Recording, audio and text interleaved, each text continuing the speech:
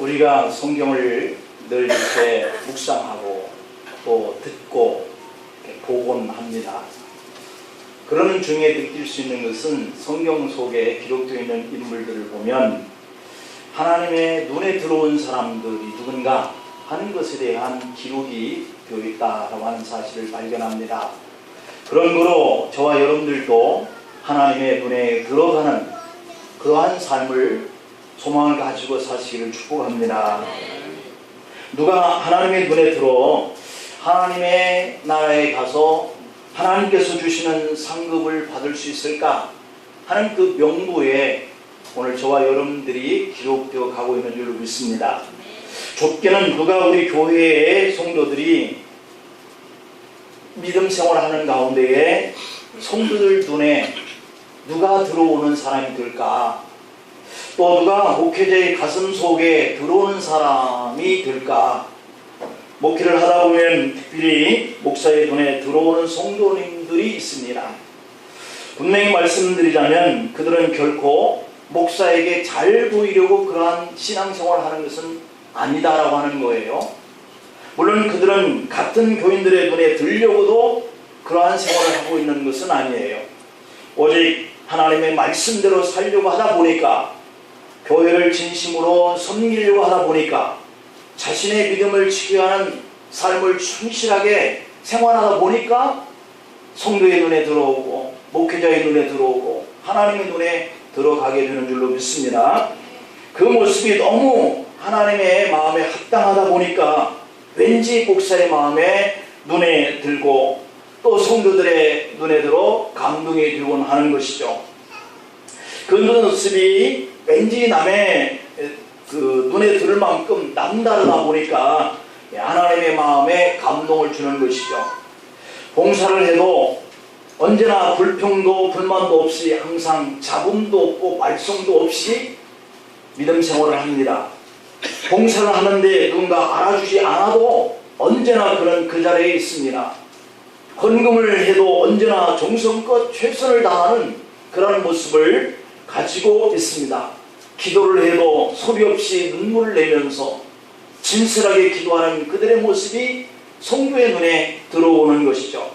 다른 교우들이 알아주지 않아도 늘 웃는 낯으로 하는 모든 그 봉사와 섬김의 그 헌신된 모습이 모든 이의 눈에 들어오는 것이에요.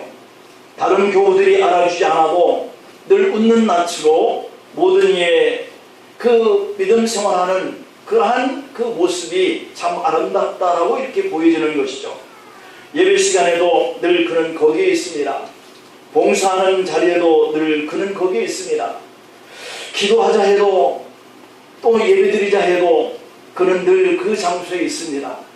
어찌 그런 분의 믿음의 모습이 하나님의 눈에 감동이 안 되어지고 또 목사의 눈에 성도의 눈에 안 들어오겠습니까?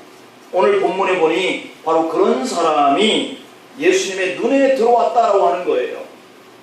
예루살렘 성전 앞에 여인의 뜰이 있었습니다. 그 뜰 앞에는 헌금함이 13개가 놓여 있습니다. 수많은 사람들이 그 헌금통에 헌금함 앞에 다가가서 예물을 드리고 지나갑니다. 조금 떨어진 곳에서 예수님은 그 사람들이 어떻게 헌금을 드리는가 하는 모습을 오늘 이 본문에 기록해 놓고 있는 내용이죠. 오늘 본문 41절 말씀을 보면은 예수께서 헌금함을 대하여 앉았다 이렇게 기록되어 있고, 무리가 어떻게 헌금함에 돈 넣는가를 보셨다라고 그렇게 기록이 되어 있죠. 여러 무리가 헌금을 드리는 이 장소 앞에 예수님이 앉아 계시는 거예요. 그러면서 예수님이 그들이 헌금함에 돈을 어떻게 넣나라고 보았다고 하는 겁니다. 그런데 이 헌금하는 사람들 대부분이 부자들이었다고 하는 것이죠. 헌금 액수가 많았다. 헌금통에 그 헌금을 넣는데 헌금통이 뭐 이렇게 큰 그릇에다 그냥 한 번에 넣고 갈 수 있는 그런 헌금함이 아니에요. 그 봉헌함은 매우 작고 동전을 사용하는데 그들이 넣는 이 돈도 다 동전인 거예요. 그 당시에는 동전을 사용하는 시대이기 때문에 그래서 돈 넣는 이 공간도 동전 하나가 들어갈 수 있는 크기밖에 되지 않죠. 그래서 헌금을 많이 가지고 온 부자들은 그 헌금괴 앞에 오랫동안 서서 그 헌금을 계속 넣는 거예요. 그러니 돈 넣는 구멍은 좁고 돈은 많고 헌금하는 사람이 줄을 서서 넣는데 보니까 헌금이 적은 사람은 빨리 지나갑니다. 그러나 헌금이 많은 사람은 오랫동안 머물러 있는 것이니까 누가 봐도 저분은 헌금을 많이 넣는 사람, 저분은 헌금을 적게 넣는 사람, 이게 다 눈에 띄는 거죠. 그러니 누가 돈을 많게 넣고 적게 넣는가를 예수님 앞에서 확인할 수가 있었습니다. 그런데 많이 넣는 수많은 사람들 가운데 예수님 눈에 들어온 사람이 한 명 있었다라고 하는 거예요. 헌금함 앞에서 금방 지나가는 이 가난한 여인이 눈에 들어왔어요. 단지 2렙돈, 그리고 이 한 고드란트라고 이렇게 표현하고 있어요. 그러니까 이 2렙돈이라고 하는 이 돈은 우리나라 돈으로 하면 약 600원 정도 되는 돈이었습니다. 그런데 예수님은 그를 보고 오늘 이 42절과 43절 내용에 보니까 한 가난한 과부는 와서 2렙돈 곧 한 고드란트를 넣는지라. 예수께서 제자를 불러다가 이르시되 내가 진실로 진실로 이르노니 이 가난한 과부는 헌금함에 넣는 모든 사람보다 많이 넣었도다, 이렇게 말씀하고 있어요.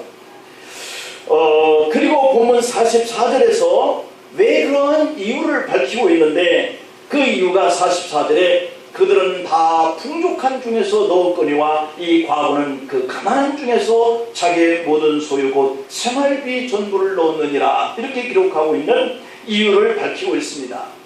가난한 여인이 헌금하는 것이 예수님의 눈에 들어왔습니다. 도대체 예수님의 눈에 드는 사람은 어떤 사람일까 라고 하는 것이 오늘 우리가 생각해 볼 수 있는 말씀의 포인트인데요. 예수님은 어떤 사람을 유심히 보셨을까? 예수님은 헌금을 아주 조금하는 사람을 칭찬하기 위해서 그를 보셨을까요? 이 시간은 예수님의 마음에 드는 사람이 어떤 사람일까에 대해서 우리가 말씀을 나누면서 은혜를 이렇게 나누고자 하는데요. 그 첫째는 남들보다 좀 더 희생하는 마음을 가지고 있는 사람이 예수님이 바라보는 그러한 사람이다 라고 하는 거예요. 하나님은 마음의 감동을 이렇게 주는 사람이 있다라고 성경에 밝히고 있어요. 하나님 눈에 쏙 들어오는 사람이 있다라고 말씀하고 있는데 그 사람이 누굴까? 바로 그 사람은 남다르게 자기가 다른 사람보다 좀 더 희생을 하려고 하는 사람의 마음을 가지고 있는 사람을 주님은 더 보신다라고 하는 거예요. 그 수많은 무리들이 많은 헌금을 드리는 사람들이 하나둘이 아니었을 거예요. 많았다라고 하는 거거든요. 그럼에도 불구하고 한 여인이 예수님의 눈에 들어왔는데 이 여인은 가난한 과부였다라고 하는 것이죠. 그럼에도 불구하고 예수님의 눈에 가장 많은 것을 드린 여인이다, 이렇게 제자들을 향해서 예수님이 말씀하게 된 그 동기가 있었다는 거예요. 그것이 바로 여인의 희생이다라고 하는 겁니다.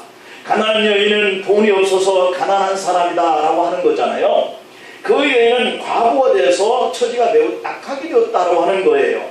그 여인은 어쩌면 방금 드린 그 헌금 때문에 내일 먹을 끼니를 걱정해야 할 어려운 곤경에 빠질지도 모르는 분이었다는 것이 오늘 이 44절이 그 생활비 전부라고 하는 점에서 발견할 수 있어요. 그럼에도 불구하고 이 여인은 그가 가진 생활비를 하나님의 헌금함에 넣었다라고 하는 겁니다. 예수님이 13개나 되는 연복회 앞에 서서 수많은 사람들이 헌금하는 모습을 보시는데 부자들이 많이 바치는 것을 보셨을 거잖아요. 그러면 당연히 우리 같으면 부자가 넣은 헌금에 대한 사람을 칭찬할 수 있었겠는데 예수님의 시각과 그 관점은 아니었다고 하는 거예요. 가진 것이라고 하는 돈은 단 2렙돈 밖에 못 드렸지만 이 여인이 가지고 있는 이 돈, 우리 돈으로 하면 600원, 이것이 그 여인에게 가지고 있는 것은 전부였다고 하는 관점이란 말이에요. 그럼 우리 같으면 내일 이걸 가지고 뭔가를 생활할 수 있는 그런 양식을 살 수 있는 이런 돈에 써야 하는 돈이라고 한다면 헌금을 드리면 안 되는 것이잖아요. 이것을 하나님 앞에 드린 다음에 내일 식구들이 배를 쫄쫄 굶어야 하는 그런 일을 우리가 상상해 볼 수 있잖아요. 그런데 그것을 하나님 앞에 넣는 그 여인의 심정이라고 하는 것은 주님을 위해서 좀 더 희생해야 되겠다라고 하는 마음이 아니고는 드릴 수 없는 그런 예물이었다라고 하는 거죠. 이제 그는 오늘 밤 집에 돌아가 내일 먹을 양식에 대한 염려를 해야 할지도 모르는 그런 여인입니다. 그런데 이런 여인의 형편을 잘 아시는 예수님은 그 여인을 들어서 제자들을 불러 모읍니다. 그러면서 말씀합니다. 내가 진실로 너에게 이르노니 이 가난한 과부는 헌금함에 넣는 모든 사람보다 많이 넣었다. 이 칭찬을 하기 위해서 제자들을 불렀다라고 하는 것 아니겠어요? 여러분, 비록 작은 것이지만 우리 돈으로 불과 600원에 불과하지만 내일 일을 하나님 앞에 맡기고 그 600원을 주님을 위해서 연복회에 헌금을 드렸다라고 하는 것, 헌신을 아끼지 않는 사람이라고 하는 것이 주님 눈에 들어왔다라고 하는 겁니다. 미국 교회 푸드 목사님은 엄청난 교회 건축을 3년 만에 마치고 나서 온 교인들과 함께 기뻐했다고 합니다. 여러분, 그동안 것이 3년 만에 건축된 교회를 얼마나 잘 지었겠습니까? 그런 교회를 완공한 이후에 기뻐하지 아니할 목회자가, 기뻐하지 아니할 성도가 누가 있겠어요? 그래서 포도 목사님은 그동안의 성전 건축에 노고가 많았던 사람들의 명단을 자기의 기도 처소에 놓고 한 분 한 분 기도실에서 축복의 기도를 하고 있었어요. 특별히 헌금을 많이 한 사람들의 명단이 보였습니다. 우체국장 헨리, 지사장 존슨, 광산업 사장 오웬, 초등학교 교장 맥밀란 등등의 이름을 나열하면서 보도 목사님이 하나님 앞에 이들을 축복해 줄 것을 놓고 기도하고 간절하게 기도하는 가운데에 조용한 가운데 보도 목사님의 심정 속에 주님의 음성이 들려왔습니다. 너는 내 집을 지을 때에 형식적으로 일부분을 내어놓는 사람들의 이름만 놓고 기도하고 있구나. 계속해서 주님의 음성이 또 들려옵니다. 그러나 난 너와 다른 사람의 이름을 기억하고 있단다. 그래서 보도 목사가 주님께 묻습니다. 주님, 그 사람이 누구입니까? 너희들이 거지라고 부르는 짐이다. 너희들은 아무도 몰랐을 것이다. 짐은 성전을 지을 때부터 지금까지 단 하루도 빠지지 않고 자기가 구걸한 돈으로 매일 몇 장씩 벽돌을 사다가 놓았다. 이 성전을 짓는데 가장 내가 기억하는 사람은 바로 그 짐이다 라고 말씀하는 거예요. 보도 목사님은 깜짝 놀랐습니다. 많은 헌금을 드린 사람보다 마음으로 자기를 희생하는 사람이 하나님이 보시는 사람이다 라고 하는 것을 깨닫게 된 것이죠. 여러분, 사도 바울은 고린도후서 8장 2절을 통해서 마게도냐 교회의 모범적인 행동을 교훈하고 있죠. 이렇게 말합니다. 환난의 많은 시련 가운데 그들의 넘치는 기쁨과 극심한 가난이 그들의 풍성한 전부를 넘치도록 하게 하였느니라. 이렇게 말씀하고 있어요. 그렇습니다. 그들에게는 극복하기 어려운 환난 중이었습니다. 그런데도 버티기 어려운 그 가난 속에서 바울은 예루살렘 교회 성도들이 굶주리고 있고 기근에 시달리고 있다.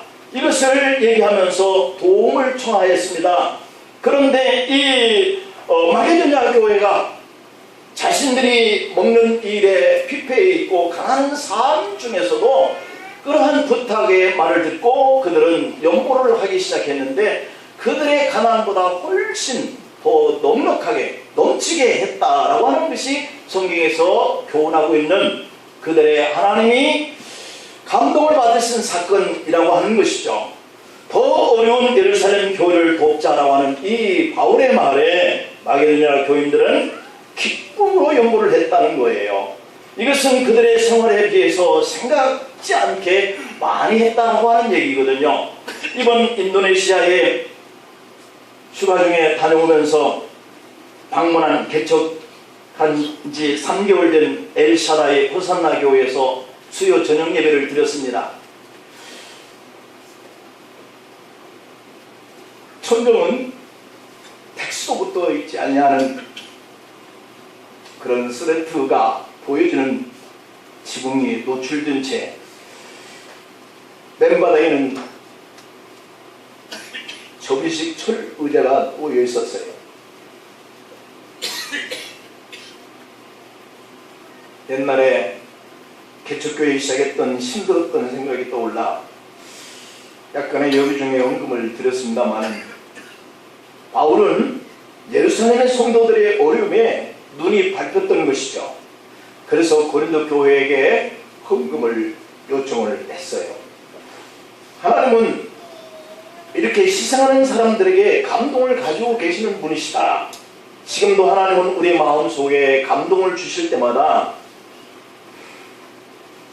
우리가 하나님 앞에 좀 더 나은 그러한 희생을 하는 성도들이 되기를 원하시는 분이신 줄 믿으시기를 축원합니다. 두 번째로는 여인의 당당함이 주님의 눈에 들어왔다. 가난한 과부가 예수님의 눈에 들어온 그 이유는 가난한 생활 중에도 당당하게 사는 모습이 예수님의 눈에 들어온 거예요. 부자들은 많이 바치는 자긍심이 있기 때문에 헌금을 드리는데 당당합니다. 우리도 좀 넉넉할 때에 하나님 앞에 좀 넉넉하게 예물을 드릴 때는 우리 마음이 얼마나 그렇게 개운하고 시원하고 당당한가요? 내가 할 일을 했기 때문이라고 하는 그런 의식 때문이 아닐까 생각되는데, 그런데 이 가난할 때에 없는 중에 예물을 드릴 때에 이 마음속에 일어나는 이 조바심이라고 하는 것은 우리도 다 경험을 해보지 않았습니까? 예수님은 그들이 많이 넣는 것을 보셨어요. 그러나 가난한 여인은 댕그렁댕그렁 2번 소리가 나는 것으로 예물이 끝나는 거예요. 두레돈, 그것을 들었다라고 하는 것을 알 수 있죠. 그러나 그 여인은 자기로서 최선을 다하는 헌금이었기 때문에 결코 부끄럽지 않게 많은 사람들이 드려지는 헌금 대열에 서서 땡그렁땡그렁 2번 넣고 가는 거죠. 당당한 모습입니다. 비록 적게 든다 할지라도 자신의 최선이었기 때문에 2레돈밖에 드릴 수 없었지만 예물을 사람들 중에 끼어서 드릴 수 있었어요. 그 여인에게는 더 드리고 싶어도 더 드릴 수가 없었습니다. 그래도 그 믿음이 예수님의 눈에 들어옵니다. 심리학자 말치가 조사한 통계를 보면 98%의 사람들이 열등감에 빠져서 산다 그래요. 저 자신도 이렇게 말하는 마음속에 열등감이 늘 있어요. 트라우마죠. 그러니 결코 그럴 필요가 없다라고 이론적으로는 말하지만 그게 왜 이렇게 잘 안 되는지 모르겠어요. 어떤 경우에도 예수님의 눈에 들어온 이 과부처럼 내가 가진 것으로 비록 가난하게 보일지라도 당당하게 우리가 살아가야 할 줄로 믿습니다. 내가 노력하고 성실하게 살고 힘을 다 했음에도 불구하고 지금의 이것이 이 형편이 최선이라면 하나님 앞에서나 사람들 앞에서도 자신감을 가지고 당당하게 살기를 원하고, 바로 그 모습을 우리 주님이 보시는 그러한 눈으로 하나님께서 기뻐하시는 믿음의 삶의 모습인 줄 믿습니다. 세 번째로는 예수님의 눈에 든 이 과부는 믿음이 달랐다라고 하는 거예요. 믿음이 달랐다. 돈 많은 사람들도 있고 권세가들도 많은데 그 수많은 사람들 가운데에서 어찌 과부의 믿음이 예수님의 눈에 들어왔을까? 오늘 본문 44절에 보면 거기에 대한 답을 주님이 이렇게 말씀합니다. 그들은 다 그 풍족한 중에서 넣었거니와 이 과부는 그 가난한 중에서 자기의 모든 소유 생활비 전부를 넣었느니라. 여기는 그와 함께 수입을 얻을 만한 그 가정 안의 사람이 오직 자신밖에 없어서 자신이 벌어야만 그 가족들이 생계를 유지할 수 있는 그러한 여인입니다. 그래서 그가 넣은 이 600원이나 상당하는 이 2레돈, 이것은 내일 그 가족들이 하루를 살 수 있는 생활비였다. 돈이 많아서 아무 생각 없이 헌금 시간이 되었으니 드리고 마는 그런 돈이 아니었습니다. 우리가 사는데 필요한 돈이 있습니다. 그런데 마트에 가서 먹어도 되고 안 먹어도 되는 과일값을 치르고 나면 꼭 해야 할 일을 못해서 난처한 경우가 올 수 있는 그 돈밖에 가진 것이 없는 사람이 과일을 사는데 그 돈을 사용할 사람은 드물 거예요. 그런데 이 여인은 그 2레돈을 헌금으로 들여서는 안 될 형편의 사람이었습니다. 왜냐하면 그가 드리는 헌금은 내일 그 가정에서 일용할 양식의 값이에요. 그 가정에서 내일 꼭 필요한 생활비였는데 그것을 드렸다는 것이죠. 주님이 보실 때 그 여인에게는 또 일부가 남아있는 것이 없었습니다. 이것은 특별한 믿음이 없는 사람에게는 불가능한 헌금입니다. 이런 믿음이 예수님의 눈에 들어오는 믿음이에요. 내일 일은 내일 염려하고 주님만 의지하는 믿음을 가진 여인이었다는 것이죠. 제주도에 가면 이시돌 농장이 있습니다. 그 농장에 방문했을 때 들은 이야기인데 많은 사람들이 농장에 와서 일을 하고 있었습니다. 그런데 저녁이 되면 언제나 이시돌이 남보다 3배 일을 더 많이 하는 거예요. 그것을 주인이 알게 됩니다. 한두 번은 그럴 수 있겠다라고 생각을 했는데 이시돌은 늘 무슨 일을 해도 3배를 더 많이 합니다. 감자를 캐도 남보다 3배를 더 캐고 물을 심어도 남들보다 3배를 더 많이 심고 당연히 그러한 이시돌이 눈에 들어왔습니다. 주인은 그렇게 성실한 이시돌을 눈여겨보기 시작했는데 어느 날 주인은 이시돌이 일하는 모습에 깜짝 놀랐습니다. 양쪽에 이시돌을 도와주는 사람이 있었다라고 하는 거예요. 주인이 고용한 일꾼은 아닌데 이시돌이 일할 때 2명이 도와주니까 3배 일을 했던 겁니다. 그제 알게 된 주인이 다가와서 이들이 누구냐 물었습니다. 그런데 당사자인 이시돌은 그들을 모른다라고 하는 거예요. 그는 오직 하나님께 기도할 뿐이다 라고 말을 합니다. 하나님 저를 남보다 더 많은 일을 더 열심히 하게 해달라고 한 것뿐이라고 말합니다. 하나님은 자기의 기도를 들으시고 천사를 파송해 주신 것 같다라고 말을 합니다. 여러분 그 농장의 다른 일꾼들이 이시돌이 주의를 지키기 위해서 성당에 가곤 하는데 그것이 안 입고 와서 주인에게 이시돌은 게으름뱅이다 라고 말을 했다는 것이죠. 그래서 어느 날은 주인이 이시돌이 일하는 그 농장에 이렇게 나가봤더니 주의 천사가 그의 이시돌의 일을 도왔다라고 하는 그 말을 공개적인 석상에서 하게 되면서부터 이시돌은 천사가 일을 할 때마다 내려와서 돕는다 하는 말이 전해졌다는 것이죠. 여러분 정말 믿음대로 드는 경험이 있기를 축복합니다. 여인이 생활비 전체를 가난한 중에도 하나님께 드린 것은 하나님 내일 생활의 일을 책임져 주실 것을 믿는 그러한 믿음이 있어야 가능했다고 하는 거예요. 이런 믿음을 가진 사람이 예수님의 눈에 들어옵니다. 어느 교회에서 이사 온 후 등록한 지 겨우 2주 정도 된 집사 부부가 그들은 늘 교회 하나를 지어서 하나님께 봉헌하고자 기도했던 그런 분들이라고 말합니다. 며칠 전 그 아들이 돌을 맞이했는데 돌잔치를 하려고 하는데 뉴질랜드에 있는 한 교회에 불이 났다는 소리를 전해 듣게 되었습니다. 이들은 돌잔치를 포기하고 그 돈을 그곳에 보냈다는 거예요. 그래서 그 불탄 그 교회를 지키게 되었고 그 사모님이 감격하여 울면서 감사의 전화가 왔다는 것이죠. 평생의 믿음을 가지고 교회를 위해서 기도했던 그들이 그런 방법을 통해서 그곳에 교회를 짓는 일에 그렇게 감당을 해냈다 하는 이야기를 듣고 믿음이라고 하는 것, 자신이 생각하는 것이 반드시 이루어지는 줄로 믿기를 바랍니다. 우리 교회가 선교의 볼, 전도의 볼을 짚을 수 있도록 우리 교회의 성도의 가정에 경제적인 능력과 그리고 내 일을 주님께 맡길 수 있는 이런 믿음이 좀 풍부해졌으면 좋겠습니다. 세계 곳곳에는 가난해서 병들고 지쳐 쓰러져가는 곳이 참 많습니다. 고국의 평안한 생활을 뒤로하고 말리 타양에 생명을 던진 채 복음을 전하는 이 선교사에게서 이렇게 세계에서 이 두 번째로 많은 그러한 민족이 우리 한국이다 이렇게 말을 합니다. 그 어느 나라도 세계에서 181개국에 흩어져서 사는 민족은 우리 대한민국밖에 없다고 그럽니다.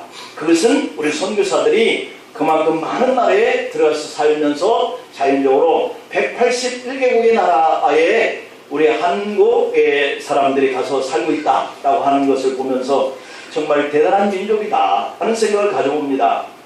우리가 그들을 바라볼 때 내 교회만 걱정하는 내 자신이 너무나 부끄러울 때가 이번 인도네시아 또는 싱가포르 두 곳을 보고 오면서 많은 생각을 해볼 수 있었습니다.